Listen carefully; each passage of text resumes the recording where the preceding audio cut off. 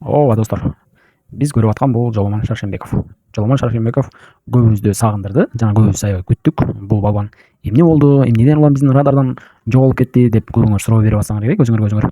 Бул деген 2024-жылы Париж Олимпиадасынан кийин травма алып калган. Ошол травмасынан улам күрөшкө чыкпай жүргөн. Азыр ошол травмасынан айыгып, ийгиликтүү айыгып килем үстүнө чыккан кезде бул деген 2024-жылдан берки экинчи эл аралык мелдеш болот. Жакында гана өткөн Монголияда өткөн эл аралык мелдеште биринчи орунду алган. Аны баардыгыбыз билебиз. Анда 63 кг салмакта күрөшкөн.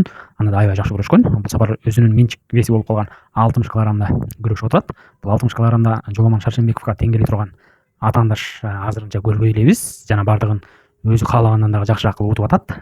Бизге айта кетчү нерсе достор, Жоломон Шаршембеков 2024-жылы травма алып калгандан кийин Азияда эң мыкты балбан болуп, бул Өзбекстандын балбаны айтылып жүргөн. Бир гана биздин Жоломон Шаршембековду токтотсо, ушул балбан токтотот деген күмөндүү ойлор пайда болгон баардыгыбызда эле.